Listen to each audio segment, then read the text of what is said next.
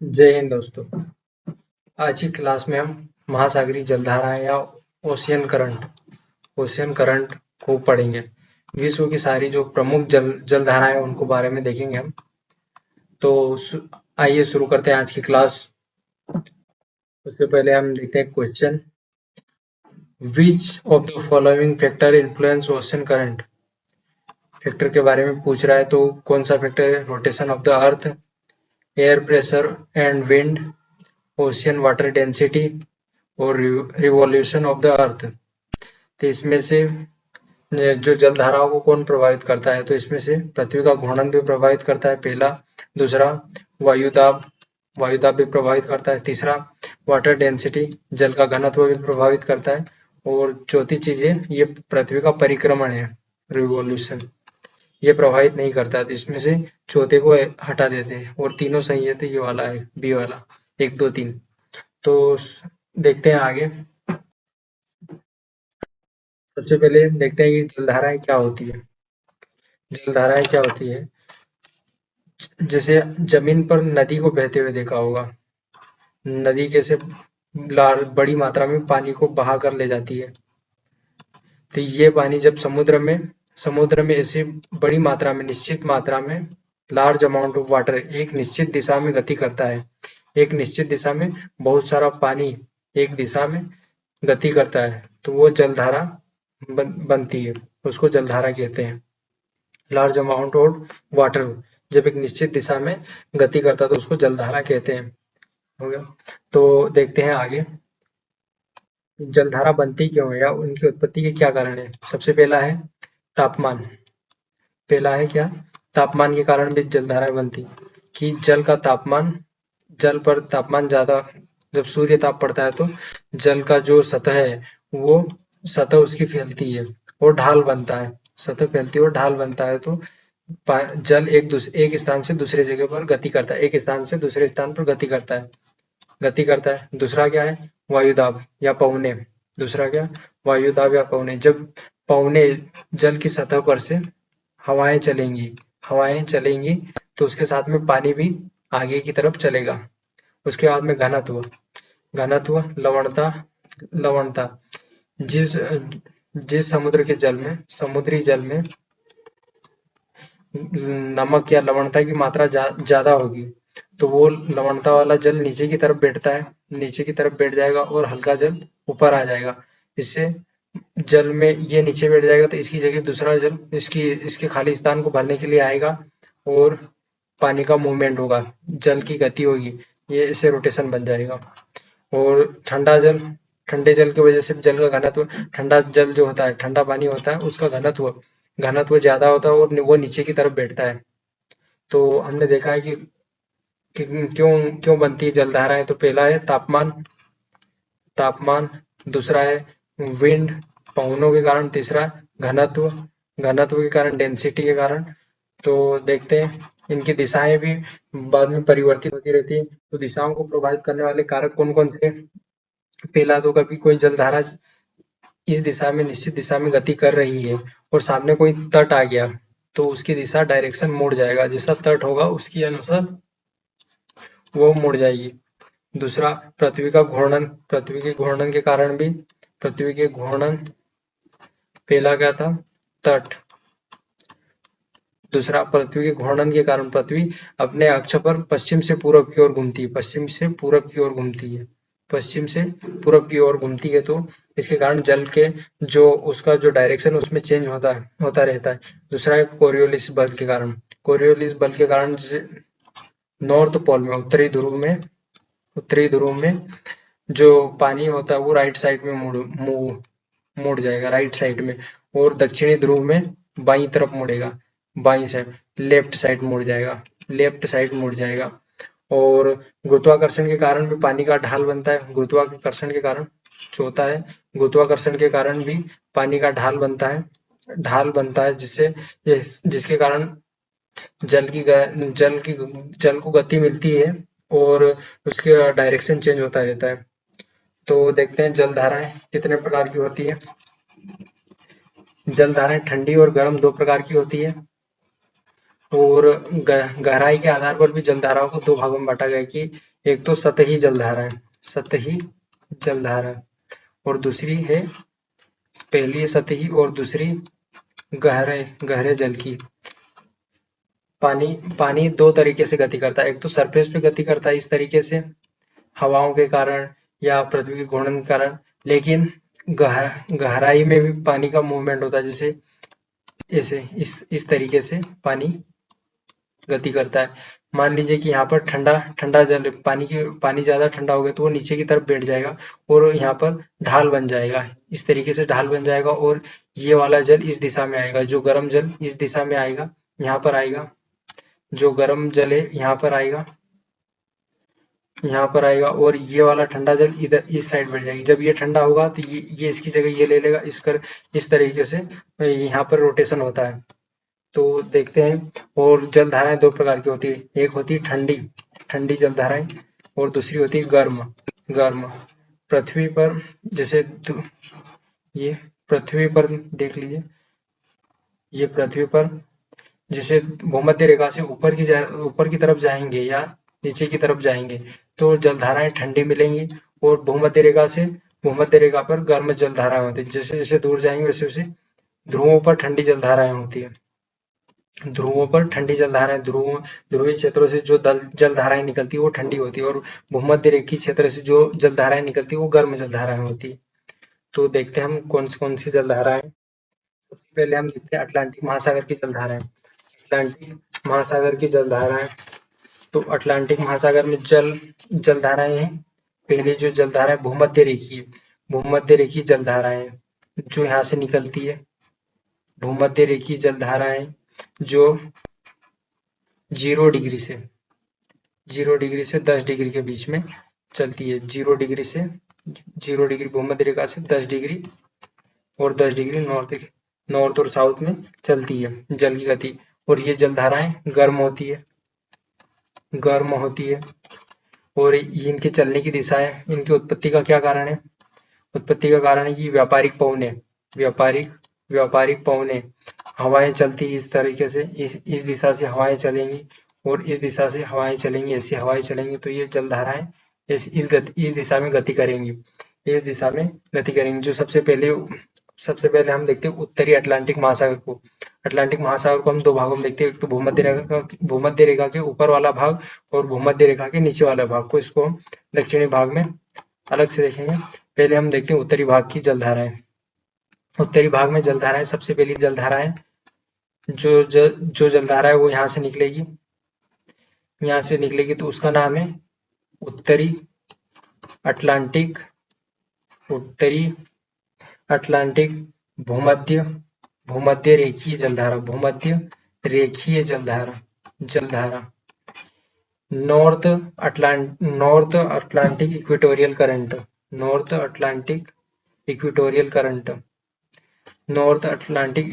Current, इसकी गति होती है पूर्व से पश्चिम की ओर। इसकी गति क्या होती है? पूर्व से पश्चिम की ओर इसकी गति होती है, और ये 0 डिग्री से 10 डिग्री के बीच में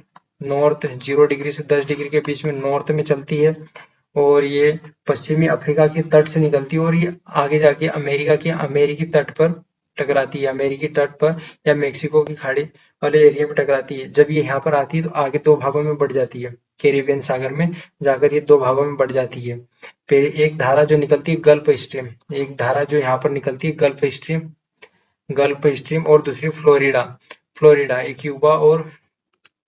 क्यूबा और मेक्सिको के बीच में एक यहाँ से निकलती है, तो यहाँ पर पहुंचने के बाद में ये जलधारा बढ़ जाती है, दो भागों में बढ़ जाती है। पहली निकलती है गल्फ स्ट्रीम, दूसरी निकलती है फ्लोरिडा जलधारा फ्लोरिडा के तट और मेक्सिको की खाड़ी में रहती है, और गल्फ स्ट्रीम वो आगे निकल जाती है, अमेरिका के उत्तरी तट के सहारे ऊपर की ओर जाती है।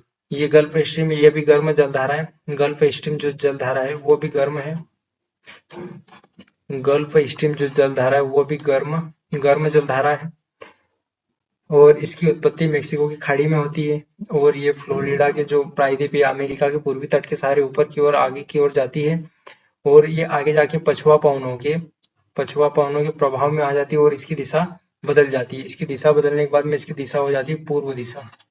पूर्व दिशा और 45 डिग्री अक्षांश पर इसकी चौड़ाई, जब ये पछुआ पवनों के प्रभाव में आ जाती है, जब इनकी चौड़ाई बढ़ जाती है, इस क्षेत्र में आकर इसकी चौड़ाई बढ़ जाएगी। इस क्षेत्र में आकर इसकी चौड़ाई बढ़ जाएगी और ये इसका जब ये चौड़ाई बढ़ जाएगी तो इसका नाम चेंज हो जाएगा। उत्तरी अटलांटिक प्रवाह, उत्तरी अटलांटिक प्रवाह, उत्तरी अटलांटिक प्रवाह के नाम नाम हो जाएगा। सबसे पहले क्या हुआ, भूमध्य रेखीय नॉर्थ इक्वेटोरियल करंट आई, वो यहाँ पर दो भागों में बटी है। दो भागों में पहली फ्लोरिडा दो और दूसरी गल्फ स्ट्रीम आगे निकल गई और 45 डिग्री अक्षांश जाकर पछुआ पवनों के प्रभाव में आकर वो उसकी डायरेक्शन चेंज हो जाता है और वो पूर्व की ओर मुड़ जाती है। पूर्व की ओर मुड़ने के बाद में उसका नाम परिवर्तित हो जाता है। नाम क्या हो जाता है उसका, उत्तरी अटलांटिक प्रवाह हो जाता है। उसका नाम उत्तरी अटलांटिक प्रवाह प्रवाह हो जाता है और फिर ये आगे निकल जाती है और फिर ये आगे जाकर ये जो नॉर्थ अटलांटिक जो ड्रिफ्ट है या जो प्रवाह है, ये आगे जाकर चार भागों में बढ़ जाता है। पहला बढ़ता है ये जो उत्तरी अटलांटिक प्रवाह, ये आगे जाके चार भागों में बढ़ जाता है। ये यहाँ पर इस वाले क्षेत्र में यहाँ से गया, ये आगे जाके चार भागों में बढ़ जाएगा, 1 2 3 4। सबसे पहला जो ग्रीनलैंड धारा से मिल जाती है, जो एक ग्रीनलैंड से एक धारा आती है उससे मिल जाएगी ये वाली धारा सबसे पहली। और दूसरी है आइसलैंड के पास निकल जाएगी, आइसलैंड यहाँ पर है, आइसलैंड के पास निकल जाएगी ऐसे, आइसलैंड के पास निकल जाएगी। और तीसरी जो है, तीसरी धारा है जो नॉर्वे के पास निकल जाएगी। नॉर्वे, ये गर्म जल धारा है, गर्म जल धारा है, ये सभी गर्म जल धारा, ये नॉर्वे के पास में निकल जाएगी। और चौथी है उसका नाम है केनारी, केनारी आइलैंड के पास में जाती है इसलिए इसका नाम केनारी हो गया। और ये बिस्के की खाड़ी में जब जाती थी इसका नाम रेनेल हो जाता, रेनेल, रेनेल की जलधारा, रेनेल जलधारा हो जाता है। और यहाँ पर फिर ठंडी जलधाराएं भी देखने को मिलती है। इधर वो ध्रुव से इधर आती है, ग्रीनलैंड और कनाडा के बीच में एक धारा आती है लेब्राडोर धारा, लेब्राडोर धारा। और इसके पश्चिमी भाग से लेब्राडोर और पूर्वी भाग से ग्रीनलैंड की पूर्वी धाराएं आती है, ग्रीनलैंड की पूर्वी धाराएं आती। जब ये लेब्राडोर की धारा आती है और यहाँ से गल्फ स्ट्रीम जाती है तो यहाँ पर इस वाले क्षेत्र में ये दोनों मिलती, ठंडी और गर्म जलधाराओं के मिलने से यहाँ पर कोहरे का निर्माण होता है। और ये जलधाराएं जब ऊपरी जो ठंडी जलधारा है ये जब ऊपर से आती है तो बर्फ के टुकड़ों को साथ में बहाकर लाती है और यहाँ पर कोहरा। और जब गर्म और ठंडा पानी मिलता है तो मछलियों के जो होता है मछली उत्पादन के लिए बहुत अच्छा माना जाता है। तो अभी तक हमने उत्तरी अटलांटिक महासागर में कितनी जलधाराओं को देखा, एक बार रिवीजन करते हैं। सबसे पहली थी हमारी भूमध्य रेखी जलधारा जो आगे जाके दो भागों में बढ़ गई, जो आगे जाके दो भागों में बढ़ गई गल्फ स्ट्रीम और फ्लोरिडा में, गल्फ स्ट्रीम और फ्लोरिडा में। पहली क्या होती है, नॉर्थ अटलांटिक इक्वेटोरियल करंट, ये आगे जाकर दो भागों में बढ़ गई, फ्लोरिडा और गल्फ स्ट्रीम। गल्फ स्ट्रीम आगे जाकर नॉर्थ अटलांटिक प्रवाह में पछुआ पवनों के कारण इसका नाम बदल गया और इसकी चौड़ाई बढ़ जाती है 45 डिग्री अक्षांश पर। और इसके फिर आगे नॉर्थ अटलांटिक प्रवाह से आगे चार धाराएं निकलती, पहली ग्रीनलैंड निकल जाती है, दूसरी आइसलैंड के पास निकल जाती है जिसको इरमिंगर भी कहते हैं, इरमिंगर धारा, इरमिंगर धारा। और तीसरी है नॉर्वे के पास में निकल जाती है, नॉर्वे के पास में निकल जाती है। चौथी है किनारी के पास से किनारी आइलैंड के पास से निकलती है, किनारी आइलैंड के पास से निकलती है इसलिए इसको किनारी धारा कहते हैं। ये जो किनारी धारा है ये ठंडी जलधारा है, ठंडी जलधारा है। और ये गर्म है, जो नॉर्वे की जो जलधारा है वो गर्म है और इरमिंगर भी गर्म जलधारा है। और उसके बाद में केनारी जलधारा जब बिस्के की खाड़ी स्पेन के पास में जाती है, बिस्के की खाड़ी में जाती है, बिस्के की खाड़ी में जाती है तो ये रेनेल की जलधारा बन जाती है, इसका नाम चेंज हो जाता है, रेनेल, रेनेल की जलधारा कहते हैं, रेनेल की जलधारा कहते हैं। और जब ये सारी जलधाराएं मिलती है यहाँ से, ये इस वाले क्षेत्र से इक्वेटोरियल जा रही है, यहाँ पर गल्फ स्ट्रीम जा रही है, इधर अटलांटिक प्रवाह जा रहा और इधर किनारी जा रहा। तो यहाँ पर एक सागर का निर्माण होता है, सरगेसो सी, बहुत शांत होता है वहां पर घास देखने को मिलती, सरगेसो घास वहां पर देखने को मिलती इस वाले क्षेत्र में, अटलांटिक वाले क्षेत्र में। और यहाँ पर लवणता 35% है, ये जो सरगेसो सागर की जो लवणता है 35% है। और यहाँ पर तापमान ज्यादा होता है, टेम्परेचर हाई होता है, टेम्परेचर हाई होता है वाष्पीकरण ज्यादा होगा, तापमान ज्यादा होगा तो वाष्पीकरण ज्यादा होगा। और ये एकदम शांत है क्योंकि इसके आसपास चारों ओर जलधारा है, इस कारण ये शांत हो जाता है। ये गर्म जलधारा है, ये उत्तरी अटलांटिक प्रवाह, ये गर्म जलधारा, और ये किनारी जलधारा है, ये ठंडी जल। लेब्राडोर जो ऊपर से आती है, लेब्राडोर ये भी ठंडी जलधारा है। और ग्रीनलैंड की जो पूर्वी ग्रीनलैंड की जो धारा आती है वो भी ठंडी जलधारा है। लेब्राडोर कर्व स्टेप मिलती है तो कुहासा और कुहारा का निर्माण होता है। तो हम आगे देखते हैं अगली जलधाराओं को। इसमें हम देखते हैं दक्षिण दक्षिण अटलांटिक महासागर की दक्षिण अटलांटिक महासागर की जलधाराएं देखते हैं।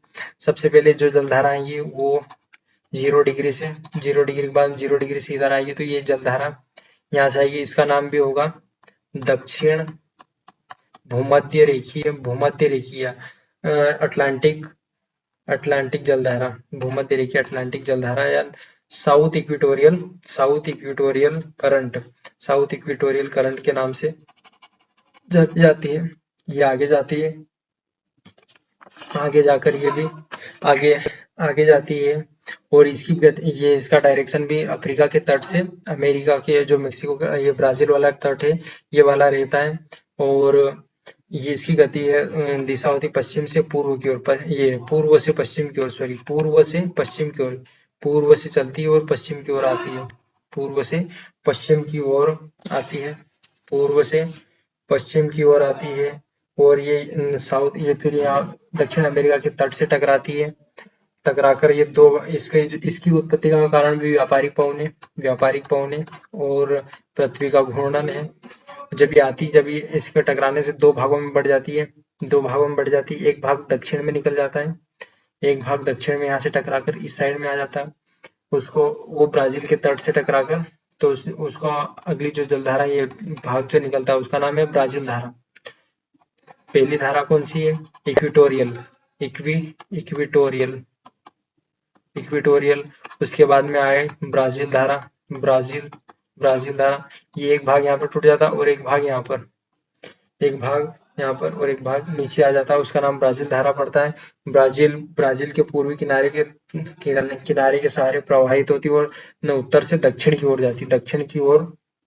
जाती, 40 डिग्री अक्षांश तक ये जाती है, 40 डिग्री अक्षांश तक नीचे आ जाती है। और उसके बाद में इसको पछुआ पवने के प्रभाव में, पछुआ वेस्टर्न विंड के प्रभाव में आ जाती है और इसका डायरेक्शन चेंज हो जाता है और इसकी दिशा हो जाती है पूर्व की ओर दिशा हो जाती है। 40 डिग्री नीचे आ जाने के बाद में इसकी दिशा पूर्व हो जाती है।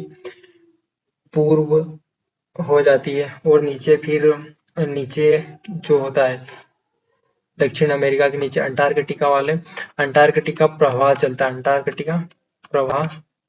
अंटार्कटिका प्रवाह के कारण यहाँ से जो मतलब दक्षिणी हिस्से में क्या भूमि भाग नहीं है, अंटार्कटिका जो महासागर है उसमें पछुआ पवनों की गति के कारण वहां पर पानी की गति होती है। इसके कारण यहाँ से फॉकलैंड की जो एक आइलैंड है उसके पास से फॉकलैंड की एक धारा निकलती है जो कि ठंडी जलधारा है।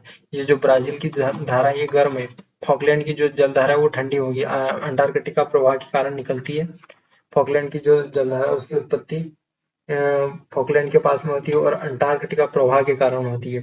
इसमें बर्फ के बड़े बड़े टुकड़े आते हैं और ये दक्षिण पूर्वी जो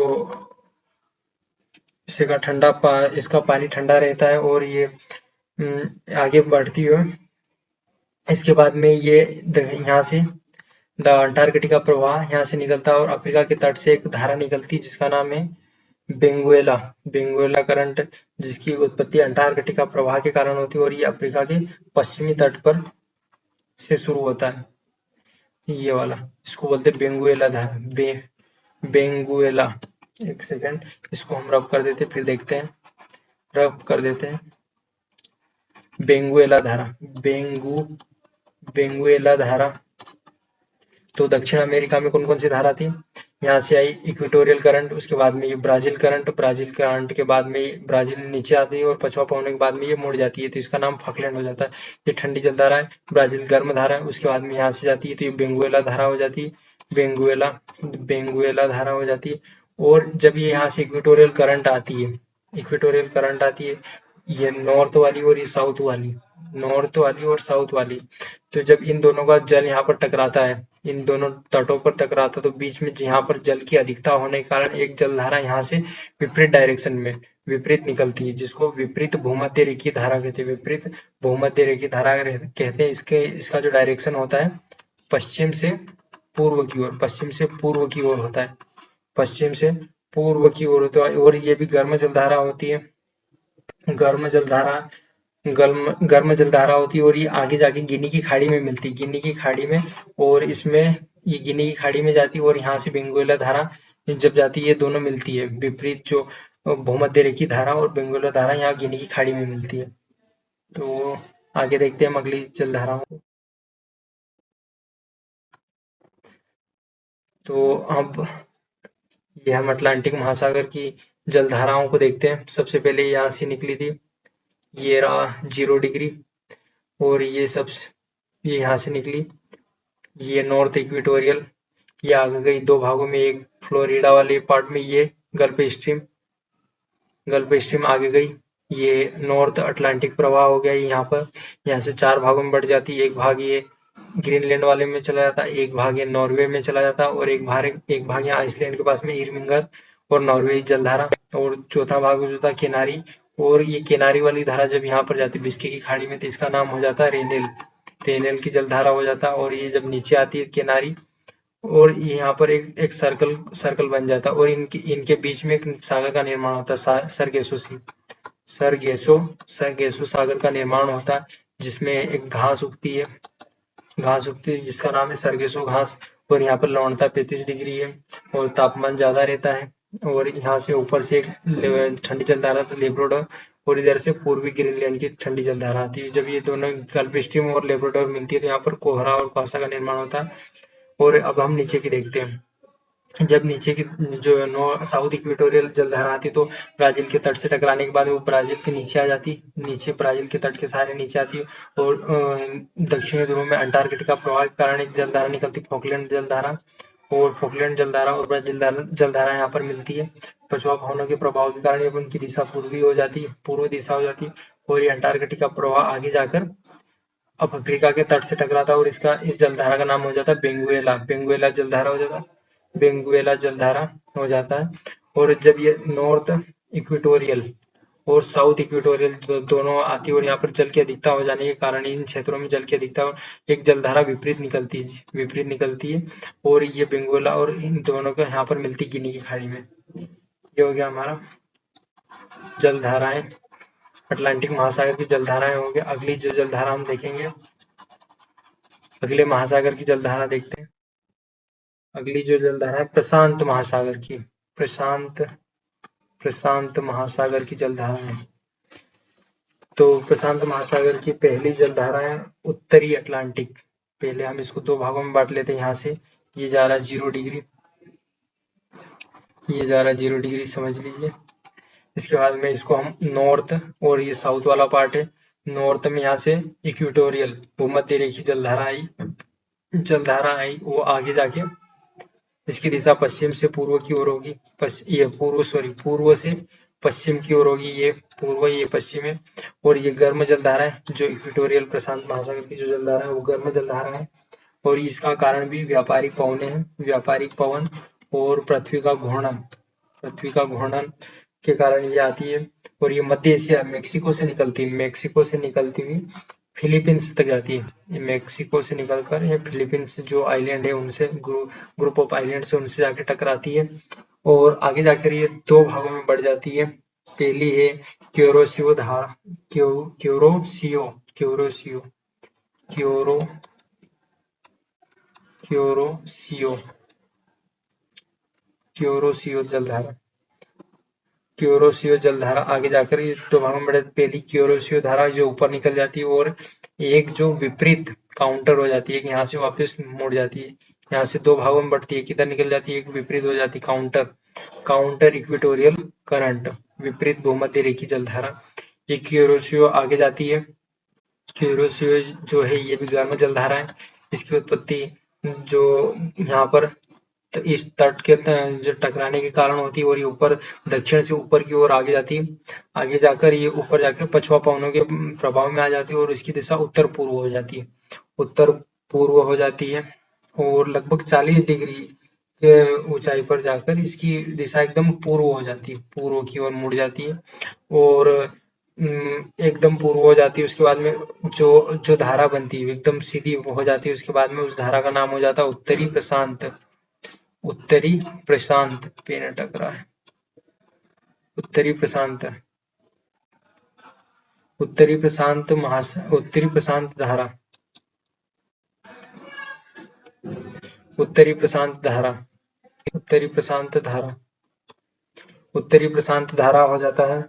और उसके बाद में अगली जो जलधारा है क्यूराइल, अगली जो जलधारा है क्यूराइल या ओयोसियो, क्यूराइल या ओयोसियो जो कि ऊपर से आती है बेरिंग, यहाँ से उत्तरी ध्रुव से आती है बेरिंग जो जल संधि उस वाले इलाके से आती है। तो ये जाती है न्यू फाउंडलैंड तक जाती है।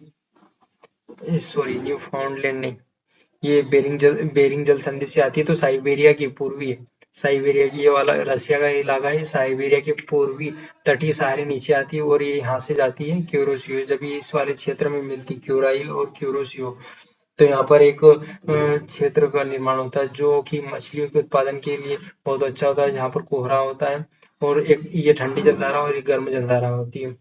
और उसके बाद में ये जो उत्तरी प्रशांत धारा है, उत्तरी प्रशांत धारा है, ये आगे बढ़ती है क्यूरोसियो के पूर्व में इसकी चौड़ाई ज्यादा हो जाती है और ये पश्चिम से पूर्व की ओर जाती है, पश्चिम से पूर्व की ओर जाती है। आगे जाकर ये दो भागों में बढ़ जाती है। एक भाग होता है अलास्का वाला, तो ये ऊपर निकल जाती है यहाँ से अलास्का वाले और ऐसे घूमकर वापस फिर इसमें आने लगती है। और दूसरा भाग होता है जो कैलिफोर्निया के तट पर जाकर यहाँ से एक जलधारा निकलती है जो कैलिफोर्निया के तट के सहारे जाती है, इसलिए उसका नाम कैलिफोर्निया जलधारा रखा गया है। कैलिफोर्निया जलधारा जो कि ठंडी जलधारा होती है, ठंडी जलधारा होती है। और जो अलास्का वाली होती है वो गर्म जलधारा है, गर्म गर्म जलधारा है। गर्म जलधारा अभी तक हमने देखी उत्तरी अटलांटिक महासागर की हमने देख ली, सॉरी उत्तरी प्रशांत महासागर की जलधाराएं देख ली। तो एक बार रब करते थे फिर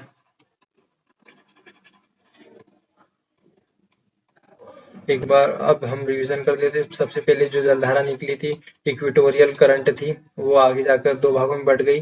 तो पहला भाग जो यहाँ पे टकराया फिलीपींस के पास में वो गया क्यूरोसियो जो कि गर्म जलधारा है, जो ऊपर की ओर जाती है दक्षिण से नॉर्थ की ओर, साउथ से उत्तर की ओर जाती है और आगे जाकर 40 डिग्री अक्षांश पर पछुआ पवनों के प्रभाव में आ जाती है और उसके बाद में वो पूर्व की ओर घूम जाती है, पूर्व की ओर, और उसका नाम उत्तरी प्रशांत जलधारा हो जाता है, उत्तरी प्रशांत जलधारा हो जाता है।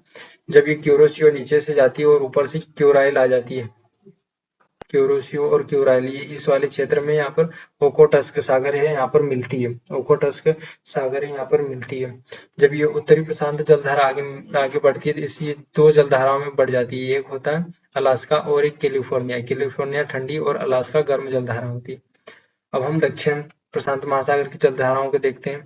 दक्षिण प्रशांत महासागर की जलधाराओं में हम सबसे पहले जो जलधारा है भूमध्य रेखीय, भूमध्य रेखीय जलधारा, भूमध्य रेखीय जलधारा, भूमध्य रेखीय जलधारा जो कि यहाँ इस वाले भाग से निकली है, ये आगे आएगी और ऑस्ट्रेलिया वाले तट पर टकराएगी।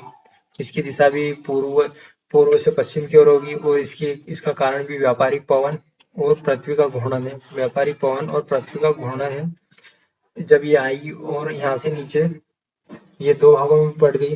पहला भाग है काउंटर, विपरीत वाला, ये एक तो उत्तर वाली आई और एक दक्षिण वाली आई, तो इन दोनों की विपरीत जलधाराएं इस दिशा में जब यहाँ जल के दिखता हो जाता है तो ये दोनों विपरीत जाने लगती है और यहाँ इन दोनों के बीच में एक विपरीत जलधारा का निर्माण हो जाता है। ये दोनों इस साइड से आ रही, ये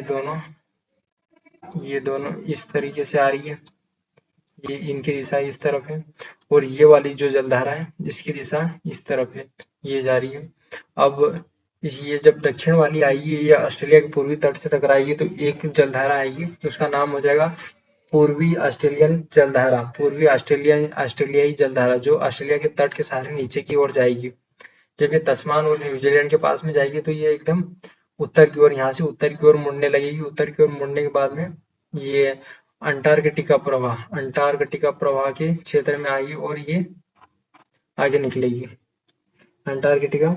और ये अंटार्कटिका प्रवाह जब आगे जाएगा, ये वाला अंटार्कटिका प्रवाह जब आगे जाएगा तो यहाँ से पेरू जलधारा का निर्माण होगा। पेरू जलधारा का निर्माण, पेरू जो जलधारा है उसका नाम एक व्यक्ति ने रखा था जिनका नाम हम्बोल्ट था। उसी उन्हीं के नाम पर इस धारा को हम्बोल्ट धारा भी कहते हैं। हम्बोल्ट जलधारा भी कहते हैं। तब हम एक बार देख लेते हैं प्रशांत महासागर की जलधाराएं। सबसे पहले नॉर्थ इक्वेटोरियल अंटार्कटिका ये गई और आगे क्यूरोसियो में बढ़ गई, ऊपर से क्यूराइल या ओयोसी आई जो कि ठंडी जलधारा है, क्यूरोसियो गर्म जलधारा है।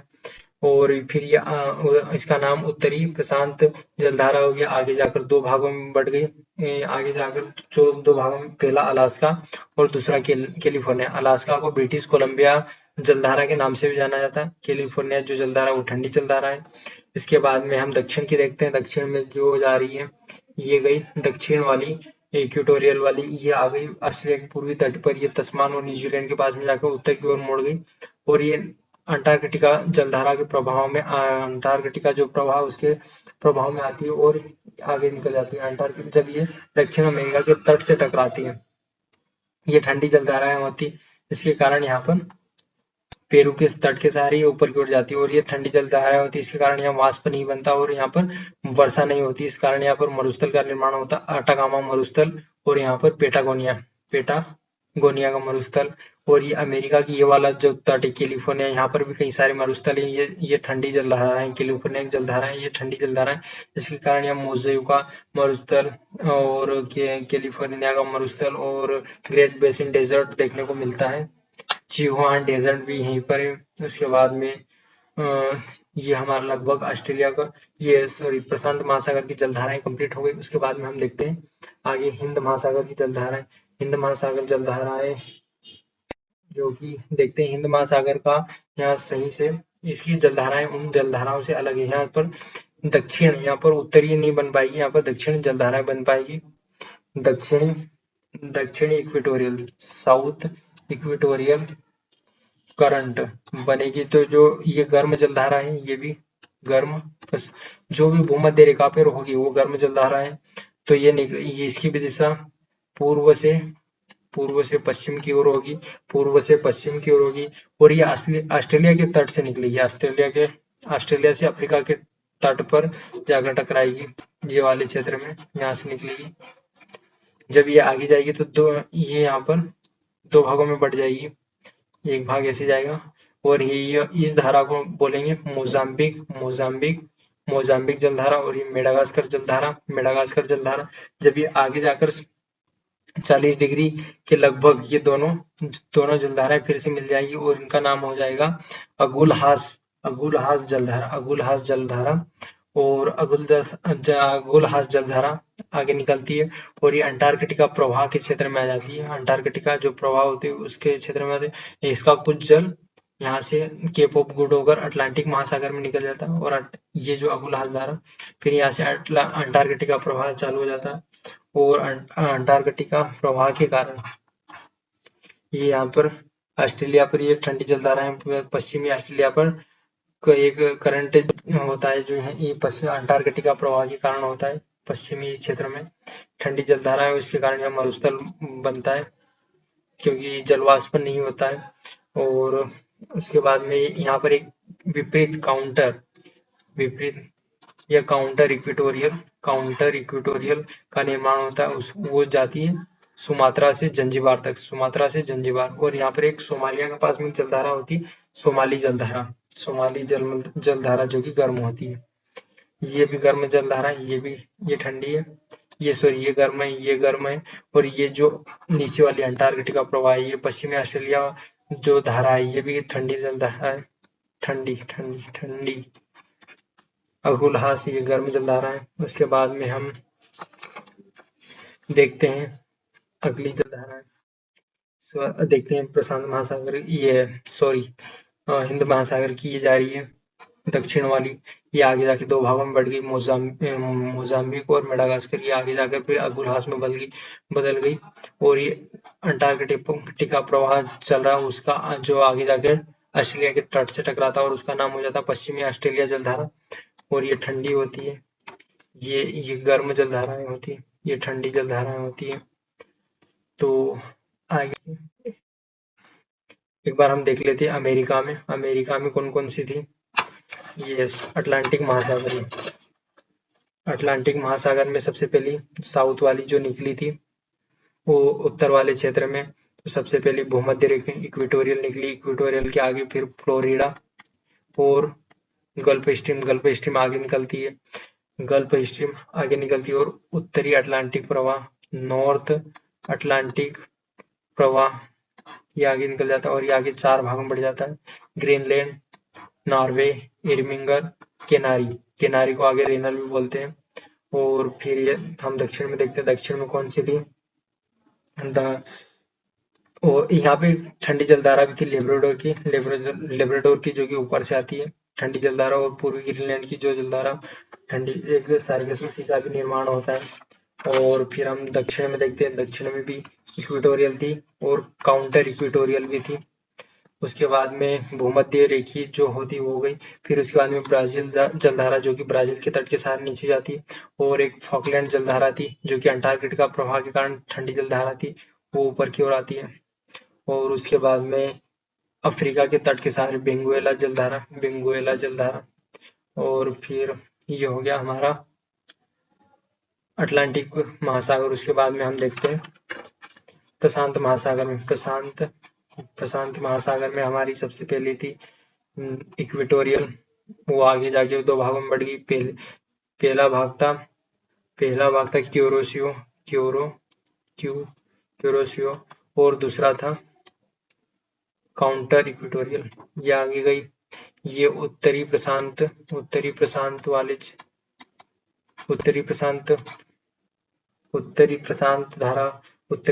प्रवाह धारा बन गई। और ये आगे जाके 2 भागों में अलास्का और कैलिफोर्निया में बढ़ गई। और ऐसा ही दक्षिण में भी देखा, और ऐसा ही दक्षिण में इक्वेटोरियल धारा आई, जो कि ऑस्ट्रेलिया के पूर्वी तट के सारे नीचे की ओर जाती है, पूर्वी तट की ओर। फिर एक जो जलधारा थी दक्षिण अमेरिका के तट के सारे, पेरू की जलधारा, जहाँ पर अटाकामा में मरुस्थल है। फिर अभी हमने हिंद महासागर में देखा, हिंद महासागर में सबसे पहले साउथ इक्वेटोरियल दक्षिण वाली, और उसके बाद में वो मोजाम्बिक और मेडागास्कर की जलधारा, फिर ये अगुलहास की जलधारा। फिर हमने देखा अंटार्कटिका प्रवाह, उसके बाद में ऑस्ट्रेलिया का जो पश्चिमी प्रवाह उसको देखा हमने। और हमारी जलधाराएं लगभग कंप्लीट हो गई, प्रमुख जो विश्व की जलधाराएं कंप्लीट हो गई। तो ये इस मैप में देखिए, ये वाले। तो आई होप आपको क्लास अच्छी लगी होगी। धन्यवाद।